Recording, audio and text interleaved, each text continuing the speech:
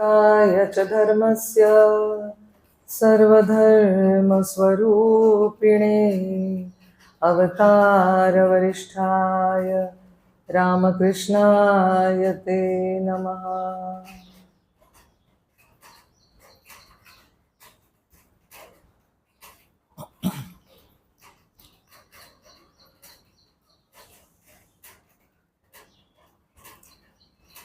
आता गुरु मंत्र म्हणताना आपण ऐकलं, स्तोत्र म्हणताना श्रद्धा भक्ती ज्या गुरूंना प्रिय असते, तर दोन्ही हे जर गुण असतील आपल्यामध्ये, श्रद्धा काय करते, आपल्याला चिंतेतनं भीतीमधनं आपल्याचं ती निवारण करते आपल्या मनातनं, आणि भक्ती काय करते, आपल्यामध्ये आनंद निर्माण करते.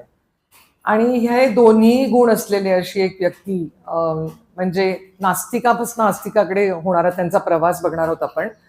आणि रामचंद्र दत्त असे होते की इतका विश्वास म्हणजे आणि अशी शरणागती की ज्याला काही तुलनाच नाहीये. म्हणजे संपूर्ण समर्पण काय असतं हे या चरित्रातनं आपण बघणार आहोत.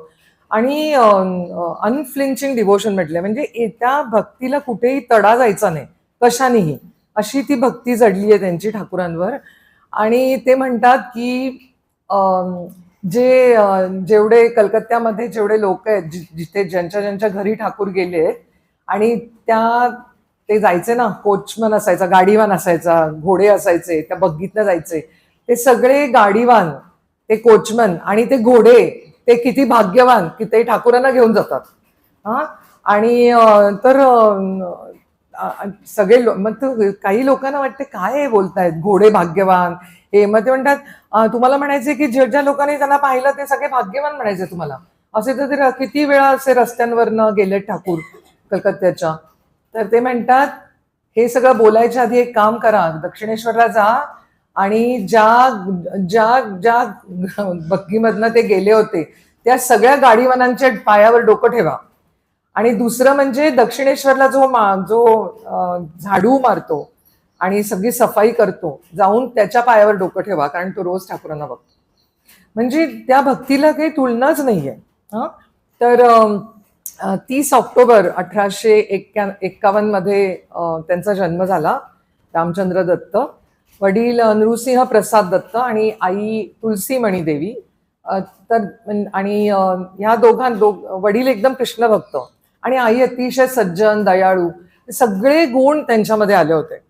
पण 2.5 वर्षाचे झाल्यानंतर त्यांची आई वारली. खूप चरित्रामध्ये माताजी बहुत चरित्रों में देखते हैं, बचपन में माँ ही बिछड़ गई है, तो हर म्हणजे सगळ्या चरित्रात इतकं दुःख होतं. गिरीश बाबू आहेत, कोणी पण असेल, हा ठाकूर माँ होते. तर 2.5 वर्षाचे होते. मग घरात ज्या नातेवाईक स्त्रिया, जॉईंट फॅमिलीज ना सगळे जुन्या काळात, तर त्यांनी त्यांचा सांभाळ केला. आणि इतके लहान असल्यापासून ना कृष्णासमोर गोपीचा वेश घालून नृत्य करायचं किंवा मित्रांना जमवून कृष्ण नाम संकीर्तन करायचं, असं त्यांना खूप आवडायचं. त्यांच्या घराजवळ एक आश्रम होता, ते खूप साधू यायचे, त्या साधूगणांना जाऊन भेटायचं. सगळ्यांचा तो छोटा मुलगा राम लाडका असायचा. आणि त्याचं असं होतं की म्हणजे एकदा एखादी गोष्ट ठरवली ना की त्याच्यात कोणी काही बदल करू शकायचं नाही. म्हणजे ते 10 वर्षाचे होते आणि एकदा त्यांच्या एका नातेवाईकांनी, साधारण 25 मैल दूर राहणाऱ्या एका नातेवाईकांनी त्यांना जेवायला बोलवलं. ते गेले आणि राम मांसाहार करत नाही हे माहीत असून त्या नातेवाईकांनी सगळा मांसाहारी स्वयंपाक केला. आणि रामला आग्रह केला की नाही, 10 वर्षाचा मुलगा आहे, त्याला वाटलं काय खाईल, इतकं काय कोण हे करत नाही, नाही खा खा खा. इतका रागवला राम तिकडे की तडक उठला त्या घरातनं आणि रेल्वे स्टेशनवर आला. पैसे तर अजिबात नव्हते, मग कोणीतरी तिकीट काढून दिलं ओळखीच्या माणसाने आणि मग तो घरी आला. असंच नंतर त्यांची पत्नी कृष्ण प्रेयसी एकदा खूप आजारी होती आणि डॉक्टरांनी सांगितलं की तिला हे मांसाहारी सूप द्यायला पाहिजे, तरच तिची तब्येत ठीक होईल. ते म्हणाले काही हरकत नाही, ती नाही बरी झाली तरी मला काही फरक पडणार नाही, पण हे काही मी तिला देणार नाही. म्हणजे नंतर त्यांची पत्नी बरी झाली त्या आजारातनं. तर इतके एखादी गोष्ट ठरवली ना की ती गोष्ट पार पाडायचे. साधारण काही वर्षांनी त्यांच्या वडिलांनी दुसरं लग्न केलं आणि त्या सावत्र आईशी त्यांचं कधी पटलं नाही. वडिलांनी त्यांच्या लग्नानंतर त्यांच्यावर अतिशय काय बिकट परिस्थिती आली आणि त्यांचं राहतं घर विकलं आणि रामला एका नातेवाईकांकडे राहायला पाठवलं. असं मोठं होत ते कलकत्त्यामध्ये जनरल असेंब्ली इन्स्टिट्यूशनमध्ये शिकले आधी आणि नंतर कॅम्बेल मेडिकल स्कूलमध्ये त्यांनी मेडिकलचं शिक्षण घेतलं. तिथे सुद्धा त्यांचे एक इंग्रज प्रोफेसर होते, त्यांच्या हाताखाली त्यांनी रसायनशास्त्राचा खूप अभ्यास केला.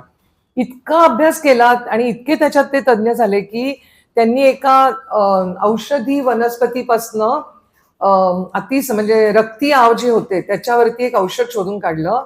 त्याला गव्हर्नमेंटची मान्यता मिळाली आणि ते अनेक ठिकाणी ते औषध म्हणजे विकलं जाऊ लागलं आणि रामचंद्र दत्तांचं नाव सगळ्या लोकांमध्ये म्हणजे प्रसिद्ध झाले ते. थोडक्यात त्यांना ग्रॅज्युएशन नंतर नोकरी मिळाली आणि त्यांना गव्हर्नमेंट क्विनाईन एक्झामिनर म्हणून त्यांना निवडलं गेलं आणि हे इंग्लंडचं मेडिकल मेंबर केलं त्यांना आणि सगळ्या याच्यामध्ये म्हणजे त्यांचं प्रमाणपत्र लागायचं कुठल्याही रसायन असलेल्या कुठल्या गोष्टी करतात. थोडं आपण नंतर 1-2 घटना बघणार आहोत.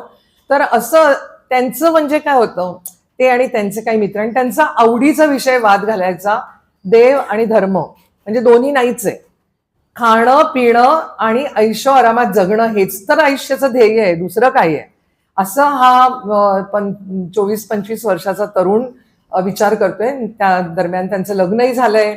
नोकरी लागल्यानंतर लग्नानंतर त्यांनी सिमला नावाच्या परिसरामध्ये घर घेतलंय स्वतःचं आणि देवावर अजिबात विश्वास नाही आणि आनंदाने राहायचं, मजा करायची. पण त्या दरम्यान त्यांची मुलगी एक मरण पावली आणि तिच्या दुःखाने ते इतके वेडेपिसे झाले की एकदा कालीपूजा म्हणजे दिवाळीची रात्र होती, सगळ्या घरांमध्ये दिवे तेवत होते, आकाशांमध्ये चांदण्या होत्या आणि हे रात्रीच्या त्या वेळेला ते वरती गेले त्यांच्या घराच्या गच्चीवर आणि त्यांनी बघितलं वरती बघत असताना ते एकदम ढग आले काही आणि ते ढग असे आले आणि मग ते विचार करायला लागले हे ढग कुठून येतात, कुठे जातात, कोण याचा नियंता आहे, कोण हे सगळं करते, कारण दुःखी आहेत ना आता ते.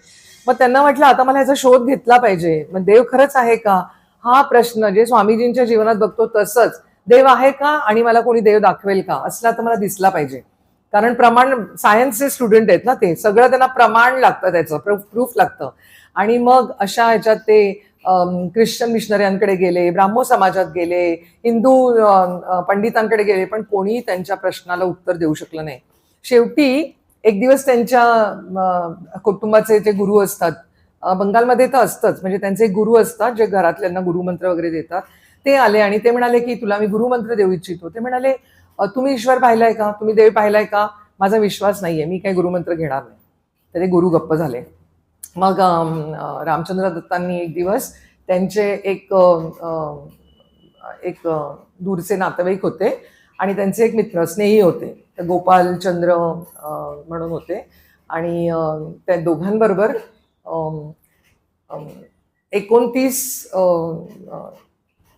29 तारखेला 1879 यामध्ये 29 नोव्हेंबरला 1879 मध्ये ते केशवचंद्र सेनांचे लेख प्रसिद्ध व्हायला लागले. ते त्यांनी वाचले होते आणि हे कोण आहेत रामकृष्ण, आपल्या प्रश्नांची उत्तरं देऊ शकतात का, म्हणून ते त्या 2 स्नेहांबरोबर निघाले. आणि गोपालचंद्र मित्र आणि आणखी एक त्यांचे दुसरे मनमोहन मित्र असे 2 जण होते. 3 जण आले दक्षिणेश्वरला. दार बंद होतं ठाकूरांच्या खोलीचं.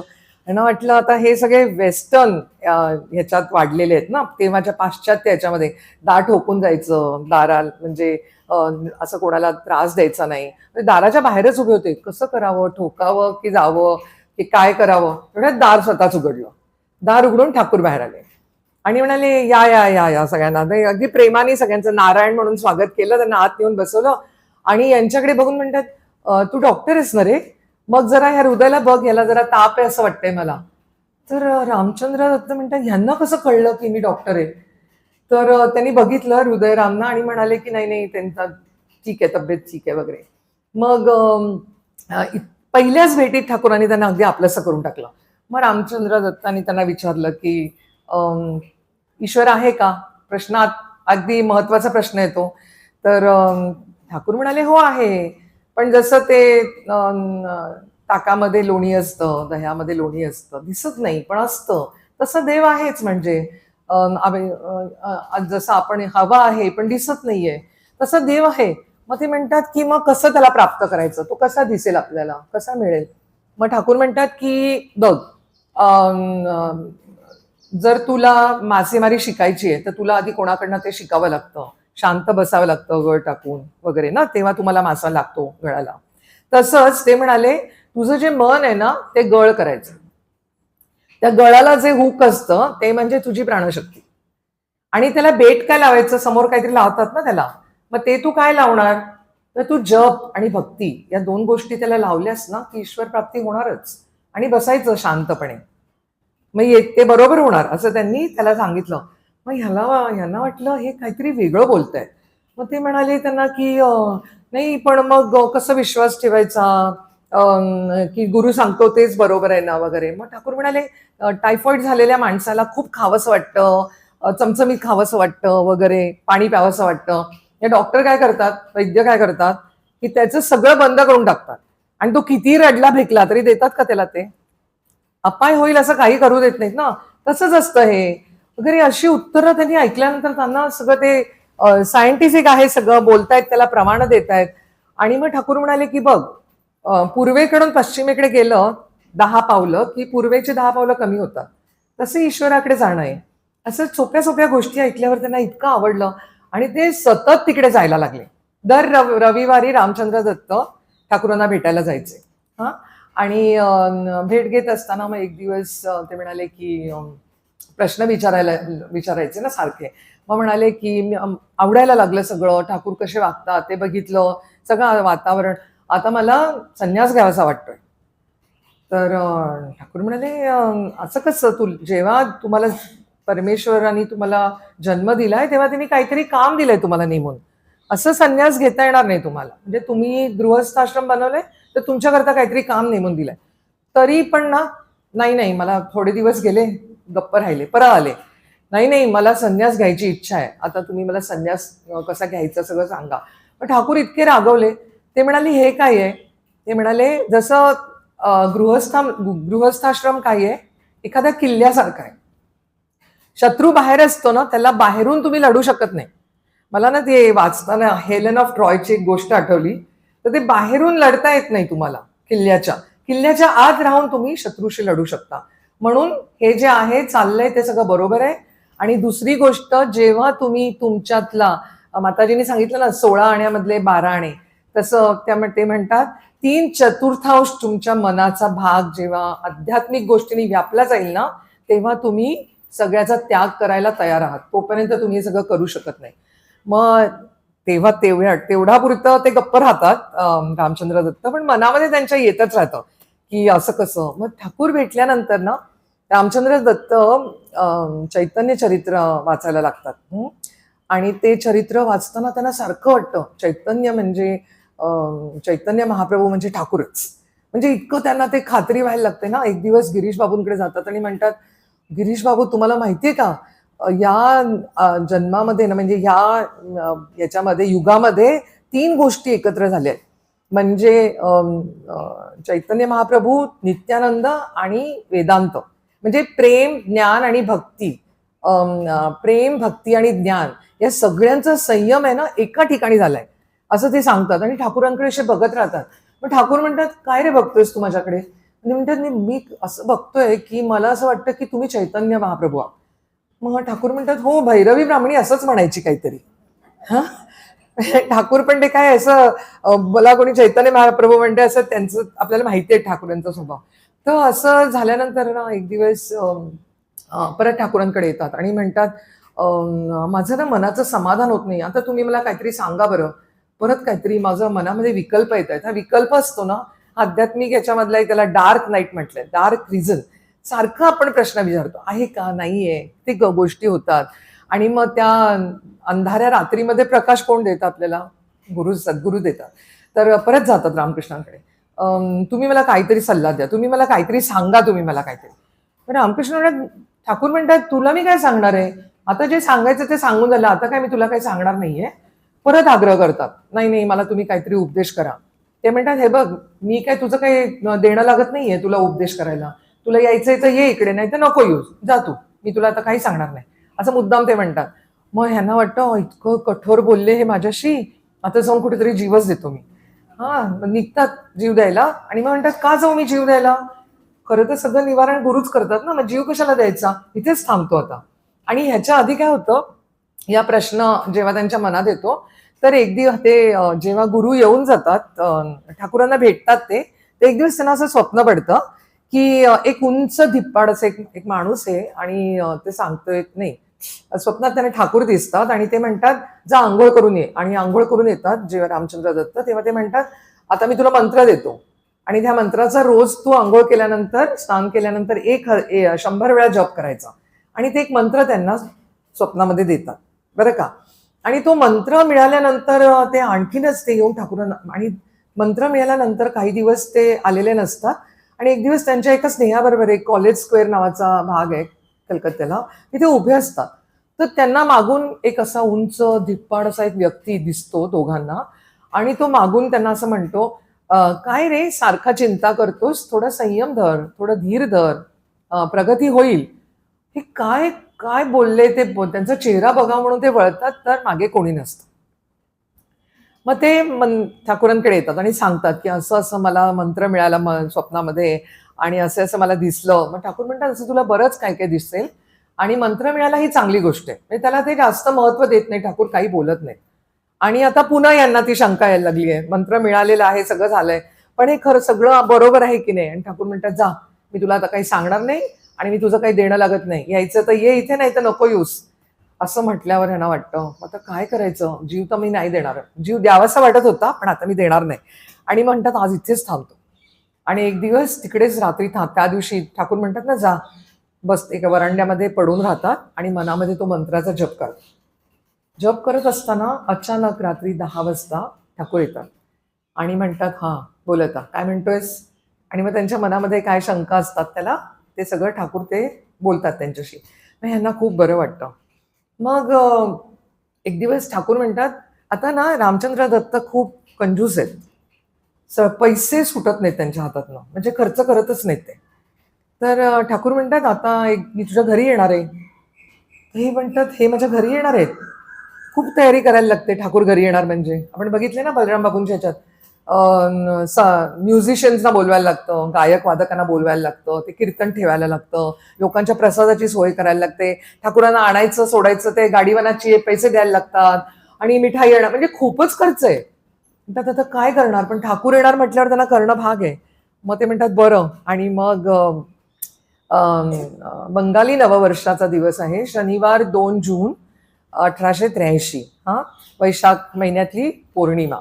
आणि त्या दिवशी ठाकूर त्यांच्या घरी येतात आणि खूप छान स्वागत करतात. हे त्यांचं इतकं सुंदर सगळी व्यवस्था असते की त्याच्यानंतर अनेक वेळा ठाकूरांना ते आपल्या घरी बोलवतात, ठाकूर येतात आणि हे इतके एक्सपर्ट होतात त्याच्यामध्ये, इतके तज्ज्ञ होतात की कोणाच्याही घरी ठाकूर जाणार असले की सगळे यांचा सल्ला विचारायला येतात, काय करायचं काय करायचं नाही करायचं वगैरे, असे इतके त्याच्यामध्ये ते. आणि हळूहळू त्यांच्याही नकळत हे जे कुठेतरी एकदम आतवर असलेलं जे खर्च न करण्याचा स्वभाव, कंजूसपणाचा, कधी मुळापासून उकळून काढला ठाकूरांनी, त्यांना कळलं पण नाही, म्हणजे इतकं सहज ते झालं.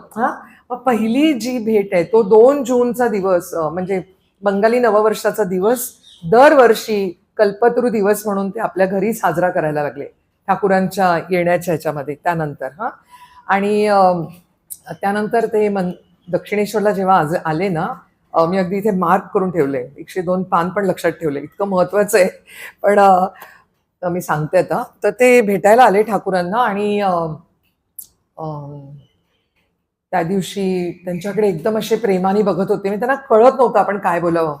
आणि ह्याच्या आधी एक घटना झाली, ते यायच्या आधी एक घटना झाली आहे. एक दिवस रामचंद्र दत्त ठाकूरांकडे जायला निघाले आणि त्यांनी एका दुकानातनं जिलबी घेतली ठाकूरांसाठी. आणि जिलबी घेऊन ते निघाले तर एक छोटासा मुलगा त्यांना मला एक द्या मला एक द्या करायला लागला. मग हे आधी नाही म्हणत होते. मग ह्यांना वाटलं कोण जाणे परमेश्वरच या मुलाच्या रूपाने आला असेल, दिली पाहिजे त्याला जिलबी, म्हणून त्याला ते 1-2 जिलबी जिलब्या देतात त्याला. आणि मग ते येतात दक्षिणेश्वरला आणि ठाकूरांच्या खोलीमध्ये ती जिलबी ठेवतात आणि मग सगळं गप्पा टप्पा सगळं होतं. मग दुपारी ठाकूर म्हणतात आता मला भूक लागली आहे. लगेच हे येतात खोलीमध्ये आणि ती जिलबी असते आणलेली ती ठाकूरांना देतात आणि बघत राहतात त्यांच्याकडे आता ते खाणार आहेत की नाही वगैरे. तर ठाकूर हातात घेतात, एक दोन तुकडे तोडतात आणि ठेवून देतात खाली आणि जाऊन हात धुतात. आता ह्यांना खूप वाईट वाटतं, काही बोलत नाही ठाकूर, पण जिलबी तर नाही खाल्ली. मग ते परत जातात. मग पुढच्या वेळेला जेव्हा ते येतात ना, आता ह्या घटनेनंतरच ही घटना होऊन गेली आहे आणि मग आता ते ठाकूरांना भेटायला आले त्यांच्या घरी आल्यानंतर पहिल्यांदा दक्षिणेश्वरला आणि ठाकूरांकडे बघतायत आणि असे रात्री तिकडे मुक्काम आहे त्यांचा, 10 वगैरे वाजून गेलेत. आपल्याला आपण विचार करू शकतो कसं असेल वातावरण तिकडे.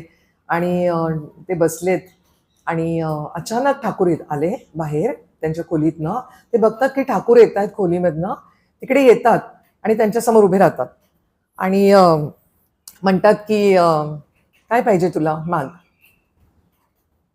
काय पाहिजे तुला, माग. आता हे म्हटल्यानंतर त्यांना कळलंय साक्षात कल्पतरू समोर उभे आहेत आणि म्हणतायत काय तुला हवं ते माग. आता ते काहीही मागू शकतात.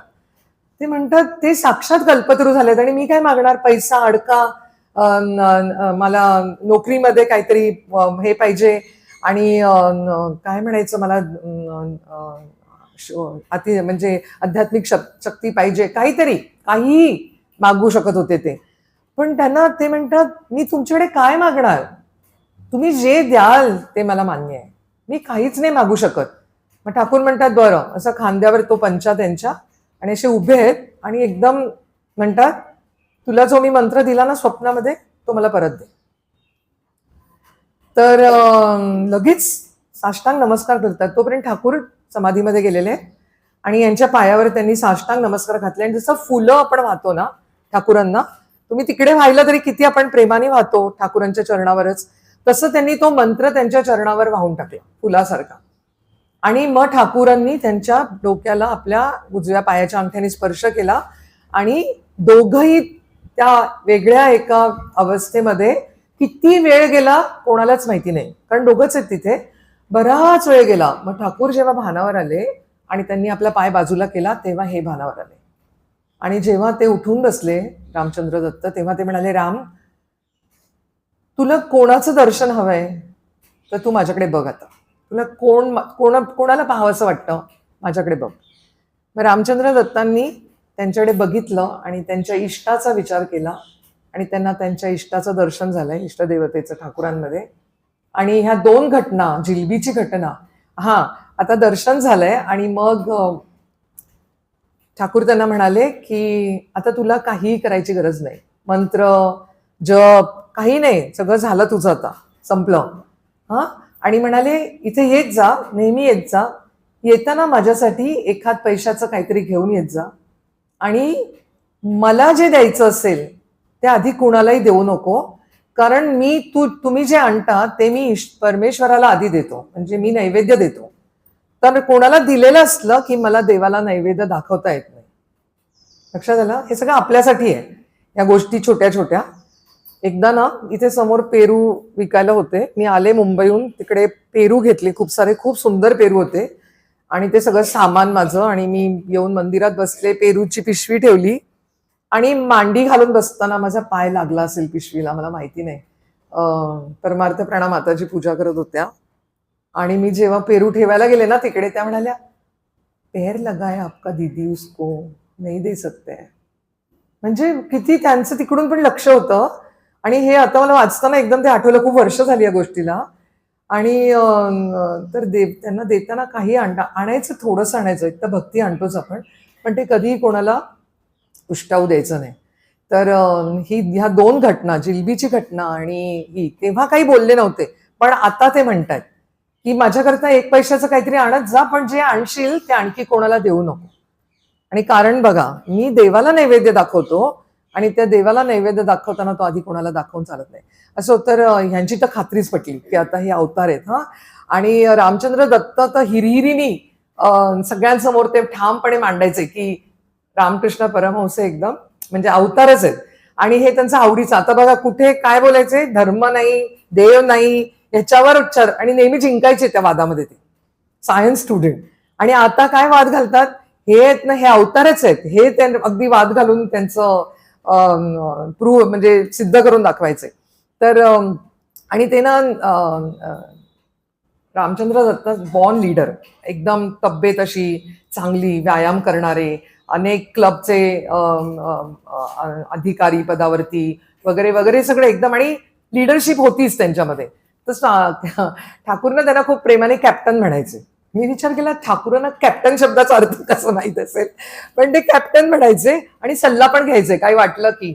एकदा काय होतं, गिरीश बाबू ना पिऊन येतात आणि ते पिऊन आल्यानंतर इतकं बोलतात ठाकूरांना, खूप वाईट वाईट वाईट वाईट वाईट वाईट बोलतात. काय आपल्याला माहिती आहे, तर काय आपण चर्चा करायची नाही त्याच्यावर. ते बोलतात आणि मग जातात ते. आता ठाकूर कॅप्टनना विचारतात, अरे गिरीश असं असं बोलला मला, अशा शिव्या दिल्या त्यांनी मला, असं केलं त्यांनी मला. मग हे तर लगेच सल्ला देणार ना काय ते म्हणतात, का तुम्ही काळजी करता, बघा कालिया नागाकडे कृष्णाला देण्याकरता काय होतं, फक्त विष होतं, तेच त्यांनी दिलं कृष्णाला. तर गिरीश बाबूंनी दिलं, त्यांच्याकडे काय आहे देण्याकरता, हेच आहे सगळं. म्हणजे शिव्या शाहे जे काय बोलतात ते, भाषा त्यांची जे काय आहे त्यांच्याकडे पण तसंच आहे, ते त्यांनी तुम्हाला दिलं, त्यात एवढं काय वाटून घ्यायचं, झालं संपला विषय. ठाकूरांना लगेच पटलं, गिरीश बाबू हे राम राम काय म्हणाला ते, चला चला आत्ताच गिरीश बाबूंच्या घरी जाऊया आणि त्यांना माफी करून टाकायची. लगेच दोघं जण गिरीश बाबूंच्या घरी गेले. म्हणजे इतकं निर्व्याजपण आहे ठाकूरांमध्ये. आणि रामला विचारतायत, मला इतकं मजा वाटत होती.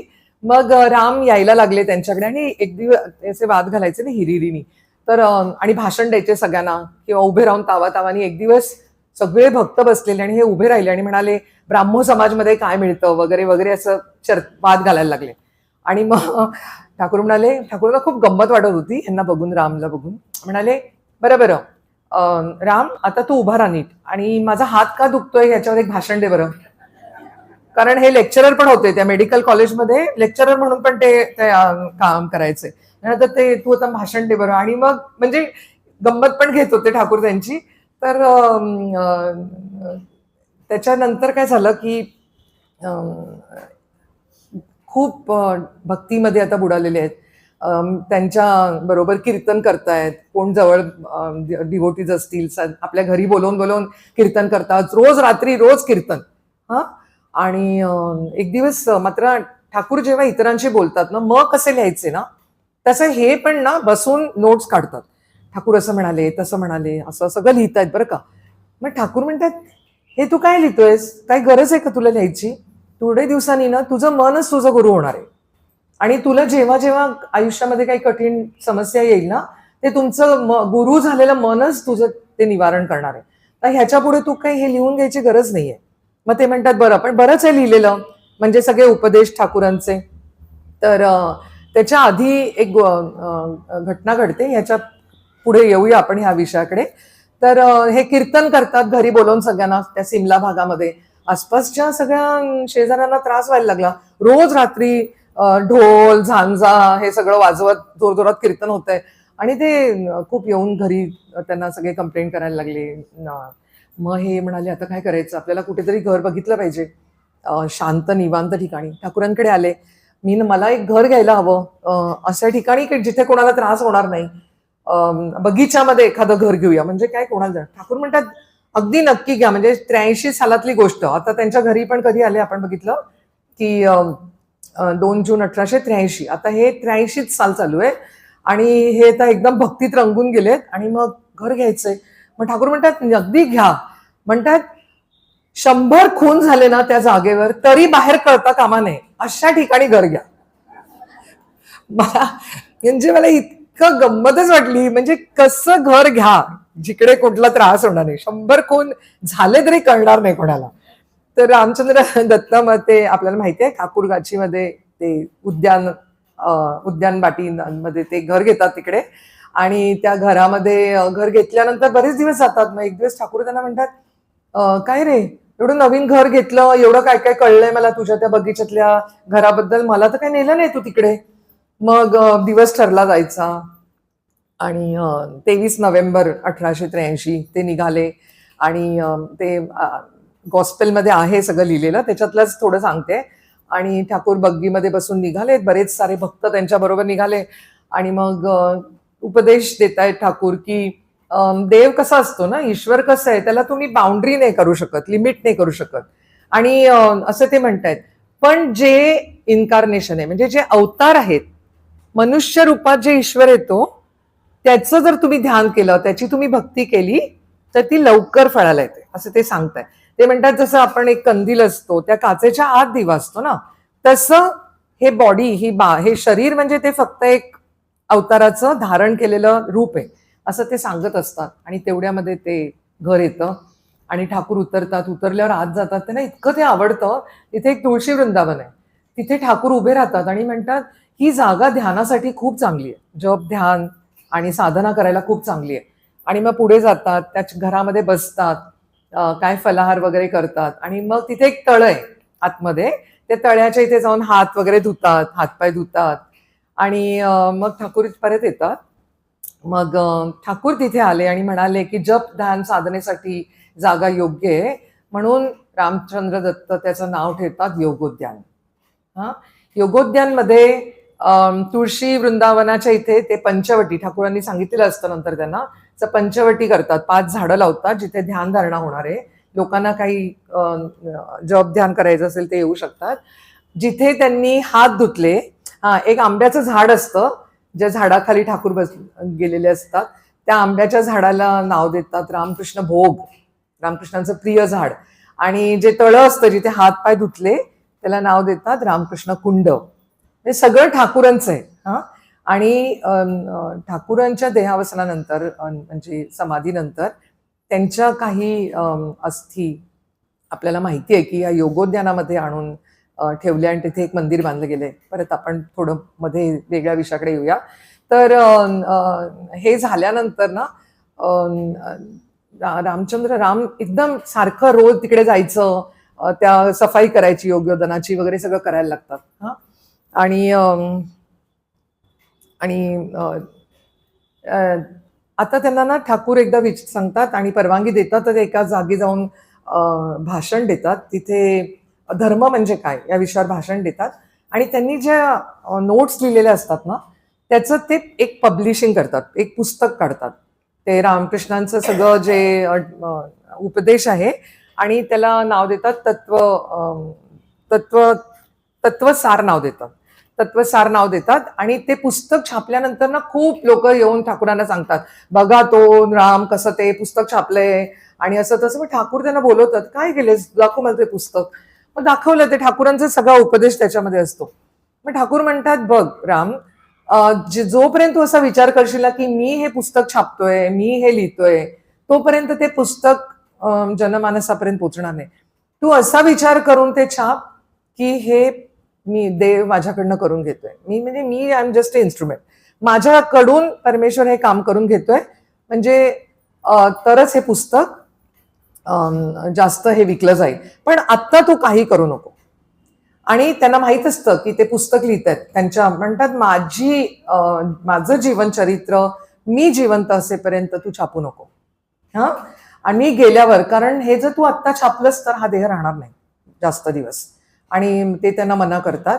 तर जेव्हा ठाकूर गेल्यानंतर ते पुस्तक छापतात, पहिली बायोग्राफी, पहिलं जीवनचरित्र रामचंद्र दत्तांनी लिहिलं. आणि श्री श्री रामकृष्ण जीवन वृत्तांत असं पुस्तक लिहिलं. हे तत्व सार जे पुस्तक होतं त्याचं अजून थोडं घालून त्याच्यामध्ये तत्व प्रसारक आणि नंतर तत्व मंजिरी असं त्यांनी ते अनेक पब्लिशिंग्स केले, जे ठाकूरांच्याच जीवनावरती होते. असो. आणि याच्यानंतर ठाकूरांची तब्येत खराब झाली, मग ते काशीपूरला आले. सगळी जबाबदारी इतरांच्या बरोबर आता रामचंद्र दत्त पण घेत आहेत. पैशाची जबाबदारी, तयारी करायची, काय हवं नको. मग ठाकूरांना कुठे आणलं जातं आपल्याला माहितीये, काशीपूरला नंतर नेलं जातं. आधी शामपुकूरला असतात, तिकडनं काशीपूरला आणलं जातं. आणि तिकडे आणल्यानंतर 1 तारखेला जेव्हा ठाकूर कल्पवृक्ष झाले, कल्पतरू झाले, तेव्हा रामचंद्र दत्त तिकडे होते. आणि त्याच्या त्यांनी पण, आणि त्यानंतर कल्पतरू दिवस त्यांनीच साजरा करायला सुरुवात केली 1 जानेवारीला. याच्या आधी जेव्हा शामपुकूरला होते ठाकूर, तेव्हा दिवाळी कालीपूजा होती आणि कालीपूजेच्या आधी ठाकूरांनी सगळ्यांना सांगितलं त्यांच्या भक्तांना की पूजेची तयारी करा. फुलं आणली, जे जे दिवाळी करता लागतं, दीप आणले, सगळे काय पूजेचं सगळं सामान आणलं, सगळी तयारी केली. गिरीश बाबू वगैरे सगळे बसलेत तिकडे आणि वाट बघतायत, ठाकूरांकडे बघत आहेत सगळे, आता सांगतील पूजा करा म्हणून. आणि ठाकूर शांत बसलेले आहेत. तर एकदम ह्यांच्या मनात येतं रामचंद्र दत्तांच्या की ठाकूर आपलीच तर पूजा करायला सांगत नसतील, ठाकूरांना असं तर वाटत नसेल की त्यांचीच पूजा करावी. आणि ते गिरीश बाबूंना एकदम हळूहळू म्हणतात, गिरीश बाबू मला वाटते ठाकूरांची इच्छा आहे की आपण त्यांची पूजा करावी. हे म्हटल्याबरोबर गिरीश बाबू उठतात, फुलं हातात घेतात.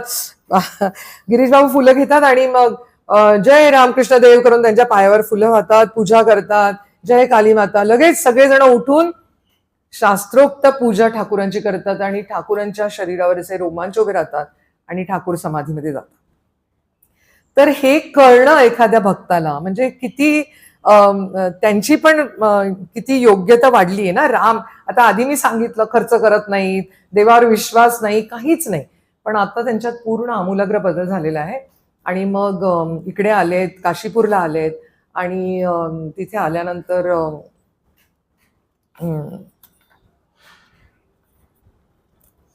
जेव्हा ठाकूरांचं ऑगस्टमध्ये ठाकूरचं महानिर्वाण झालं, त्याच्यानंतर 1 आठवड्यानी बरोबर जन्माष्टमी होती आणि यांनी तिकडे योगोद्यानमध्ये त्यांच्या त्या घरामध्ये जन्माष्टमी साजरी केली.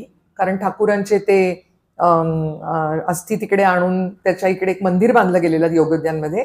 तर जन्माष्टमी जोरात झाली आणि साजरी झाली आणि त्यात आज गायत जन्माष्टमीच्या दिवशी योगोद्यानमध्ये खूप मोठा कार्यक्रम असतो, म्हणजे आजही तिथे साजरी केली जाते. आणि ठाकूरच्या नंतर ते विचार करायला लागले आणि व्याख्यानं 1883 पासनं 1893 पासनं 97 पर्यंत त्यांनी 18 व्याख्यानं दिली. आणि रामकृष्ण देव अवतार आहेत का, अवतारच आहेत वगैरे विषयांवरती ते बोलायला लागले. स्टार नावाचं हे आहे, स्टार सिटी, मिनर्वा असे जे थिएटर्स होते तिकडे जाऊन मोठ्या प्रमाणावरती भाषणं दिली. पण त्यांना लक्षात आलं की जोपर्यंत ठाकूर सांगतायत तसं आपण वागलं नाही, कारण ठाकूर मन वाचा हे एक झाल्याशिवाय, म्हणजे ठाकूरांच्या हे होतं की मन आणि वाचा एक झाली पाहिजे. बघा, ठाकूरांना जेव्हा काशीपूरला नेलं आणि एक दिवस त्यांना ते जीभ साफ करायचं, ते टंग क्लीनर हवं होतं, तर जसं रामांना कळलं ना, त्यांनी एक चांदीचं ते आणलं टंग क्लीनर जीभ साफ करायला. ते बघितल्याबरोबर ठाकूर म्हणाले, हे काय करायचंय, अशी पैशांची नासाडी करायची. आणि मग 1 पैशाचं काय मिळालं असेल ते साधं ते घेऊन आले राम. आणि मग रामच्या लक्षात आलं की पैसा साठवून ठेवणं आणि पैशाचा अपव्यय करणं किंवा त्याचा दिखावा करणं हे सगळं ठाकूरांना मान्य नाहीये, हो ना. तर मग आपण आता तसं वागल्याशिवाय लोक आपल्या लेक्चरला येऊन रामकृष्ण देवांच्या उपदेशांना मान्य करणार नाही. तसं जीवन मला जगलं पाहिजे आता, हे त्यांच्या लक्षात आलं. आणि राम ना खूप थोडेसे एक गोष्ट मधली सांगते आपल्याकरता येते, असे खूप रागीट पण होते. म्हणजे एखादी गोष्ट त्यांना सगळ्यात ठाम असायचे. तर एकदा अधरसेन नावाचे जे दिगोटी होते भक्त, त्यांच्या घरी असा कार्यक्रम होता, चंडीपाठ होता आणि सगळ्यांना बोलवलं गेलं, यांचं नाव राहून गेलं, रामला बोलवलं नाही गेलं. आता ह्यांना खूप वाईट वाटलं आणि ते गेले ठाकूरांकडे. पण ठाकूर म्हणाले, इतकं काय, बोलवलं नाही तर काय झालं, ते परमेश्वराचं नामचिंतन चाललंय तिकडे, चंडीपाठ चाललंय, तिकडे काय निमंत्रण लागतं आपल्याला जायला. कुठे देवाचं नाव असेल तिकडे निमंत्रण न असताना पण जाऊ शकता, कोणी बोलवायची गरज नाहीये. आपण पण असं विचार करतो ना, अरे मला बोलवलं नाहीये, त्याची बोलवायची गरजच नाहीये. आणि एकदा असं त्यांच्या घरी ठाकूर गेलेले असतात आणि राम गच्चीवर असतात, सगळं भोजनाची व्यवस्था वगैरे करत असतात आणि ठाकूर काहीतरी खूप महत्वाचं सांगत असतात. जेव्हा राम खाली येतात ते म्हणतात, काय रे कुठे होतास, नाही मी वरती होतो, असं एकदम ते ह्यांनी सांगतात. म्हणतात, वरतून आहे ना पाणी नेहमी खाली येतं आणि खाली जमा होतं, म्हणजे वरती राहायचं नाही, नेहमी खाली राहायचं, असं ठाकूर सांगतात त्यांना. आणि हे पैशाचं बोलतात. आता हे म्हणतात की मला आता साधं राहायला पाहिजे, जोपर्यंत मी माझ्या ह्याच्यात अंमलात आणत नाही तोपर्यंत काही होणार नाही. आणि मग ते काय करतात, पत्नीला सांगतात आणि ते योगोद्यानमध्येच राहायला लागतात. मंदिराची सफाई, बागेची सफाई, सगळं ते पूजा, ठाकूरांच्या अस्थींची पूजा विजा सगळं ते तिकडे करायला लागतात. आणि बरंच त्यांना त्रास होतो त्या सगळ्या गोष्टींचा. पण काही लोक म्हणतात काय व्याख्यानं देता वगैरे, पण ते ठामपणे रामकृष्ण हे अवतार आहेत हे व्याख्यानांमध्ये सांगायला लागतात. आणि याच सुमारामध्ये त्यांची तब्येत खूप खराब होते, कारण ते इतकं साधं जगतात ना तिकडे. आणि कधी ना ते पैसे साठवत नाही, कुठेही साठवून ठेवत नाही. मी मगाशी म्हटलं ना, जेव्हा ते मेडिकल एक्झामिनर म्हणून मेंबर ऑफ मेडिकल असोसिएशन झाले, क्विनाईनचे एक्झामिनर झाले आणि त्यांचं नाव होतं त्याच्यामध्ये. तर त्या काळामध्ये एका व्यापाऱ्यांनी इंग्लंडहून 4 जहाजं भरून केरोसिन रॉकेल आणलं. आता ते अप्रूव्ह करायला पाहिजे, एवढं आणलं ते लोकांना द्यायच्या आधी. तर रामकडे आलं ते सगळं तपासायला. मग रामनी सगळं ते त्याची सगळं काय मूल्यांक काढलं, गुण काय जे आहेत ते काढले आणि मला 3 गुण कमी पडतात. आता 4 जहाजं भरून केरोसिन आणलंय त्यांनी, लाखो रुपयाचं. आता ह्यांनी ते सर्टिफिकेट नाही दिलं तर काय होणार आहे, ते सगळं वाया जाणार आहे. आता इथे आत्ताची परिस्थिती असती, आणखी कोणी असतं तर आपण विचार करू शकतो. त्या व्यापाऱ्यांनी त्या काळामध्ये त्यांना सांगितलं मी तुम्हाला 40,000 रुपये देतो. आपण 1890 वगैरेची गोष्ट बोलतोय.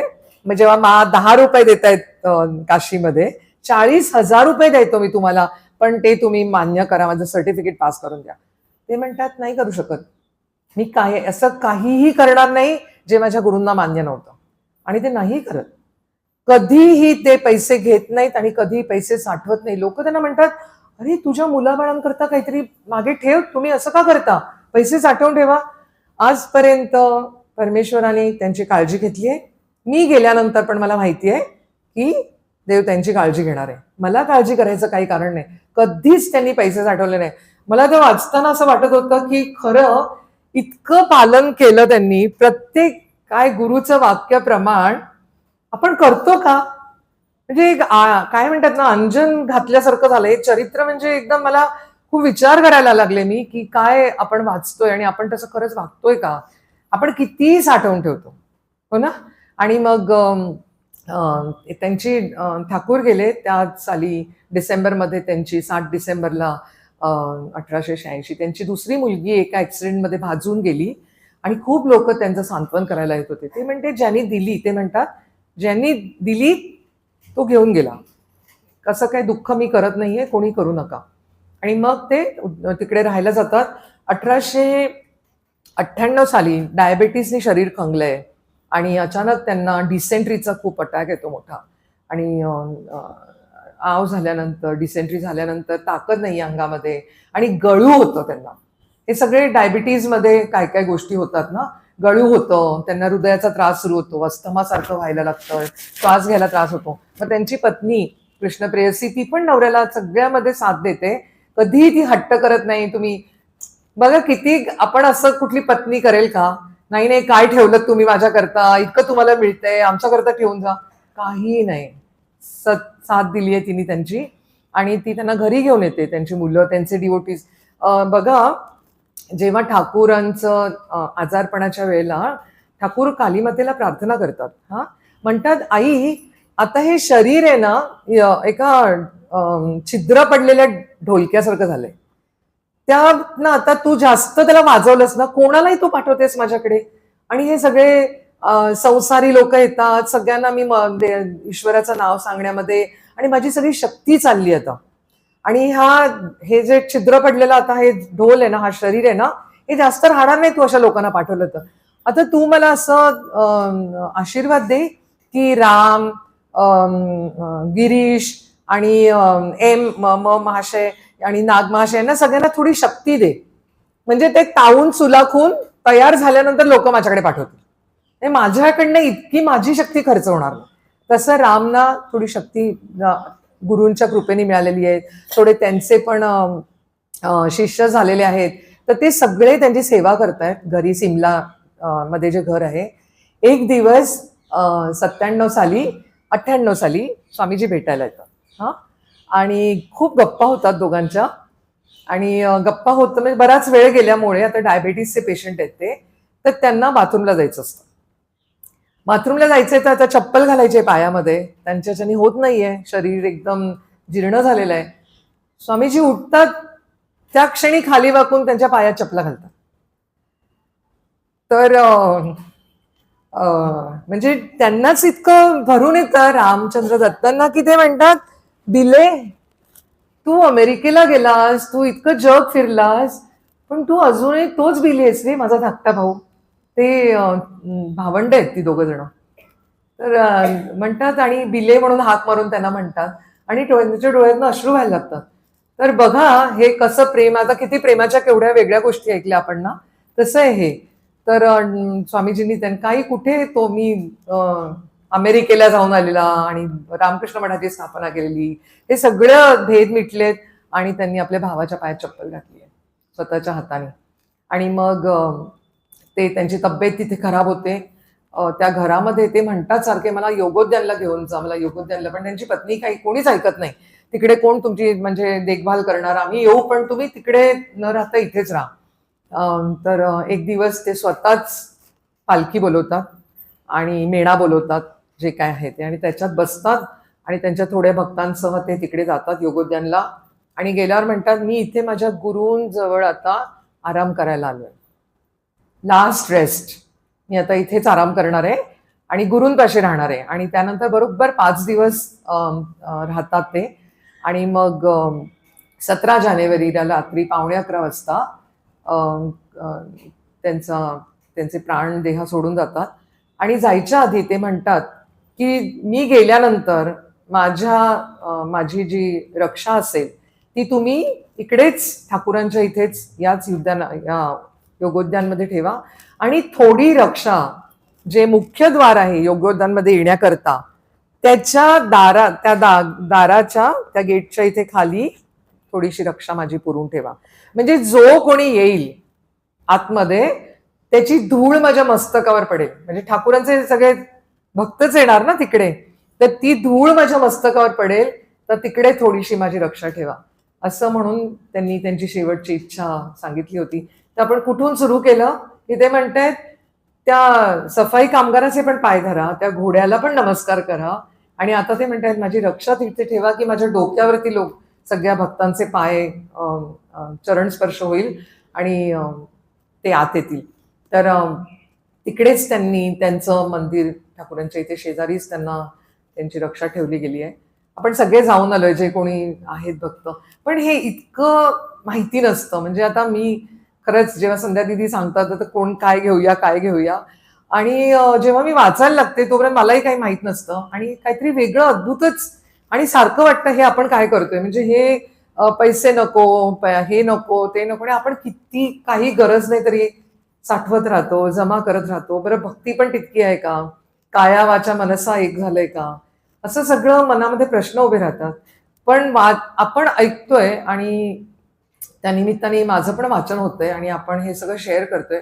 आत्ता एक ताई मला येऊन म्हणाल्या, त्याचं नाव मला आठवत नाही आता, त्या मला म्हणाल्या मध्ये माझं मोतीबिंदूचं ऑपरेशन झालं आणि मी मागच्या शिबिराला आले नाही, आणि मला माझ्या मैत्रिणीने सांगितलं की युट्यूबवर बलराम बाबू आहे, आणि मी ऐकलं आणि मला एवढं छान वाटलं. म्हणजे मला येता नाही आलं तरी मला त्या म्हणाल्या की मला म्हणाल्या त्या, तुमचं त्या विषयावर प्रेम असतं ना. म्हटलं किती छान बोलले या, माझं विषयावर ह्या माझ्या खरं प्रेमच होतं हे. म्हणजे प्रेम निर्माण होतं. मला माहित नाही येत कोण आहेत रामचंद्र दत्त, पण आता मला प्रेम झालं त्यांच्याविषयी. मला गोलाप्पांविषयी प्रेम झालं, मला बलराम बाबूंविषयी प्रेम झालं, मला सगळ्यांविषयी प्रेम झालं. Because we are all connected. म्हणजे हे काय माझं एकटीचं काम नाहीये. ते येऊन मला इथे सांगायचं, जेव्हा आपण सगळे एकत्र येतो तेव्हाच त्या विषयाचा खरा लाभ होतो मला, जेव्हा मी ते पुन्हा सांगते. आणि असंच आहे, गुरुकृपा आपल्या सगळ्यांवर राहो. काय माताजी म्हणाल्या ना, ज्या ठिकाणी आपण आहोत तिथून ते वर आणतात. एकदा ते आपल्या आयुष्यात आले की कसं आणलंय त्यांना रामचंद्रांना वरती, तसं आपल्याला सुद्धा आपल्याला माहिती आहे. काय कोणाला सांगायला याची गरज नाही. आपल्याला सगळ्यांना माहिती आहे आपण कुठे होतो आणि आता कुठे आलो. आणि मनात कधी आपले असे नकारात्मक विचार आले तरी आपल्याला त्यातनं बाहेर पडायचंय. जो मंत्र मिळालाय त्यांना स्वप्नात मिळाला, आपल्याला आपल्या गुरूंकडनं मिळालाय, जो चालत आलेला आहे तो आपण जप करायचा आणि त्याच्यातनं बाहेर पडायचा प्रयत्न करूया. सगळेजण एकत्र काही झालं तरी हे इकडे यायचंच आहे. अगदी खूप दुःख असेल, आनंद असेल, ते सगळं आपल्याला इथे येऊन शेअर करायचंय.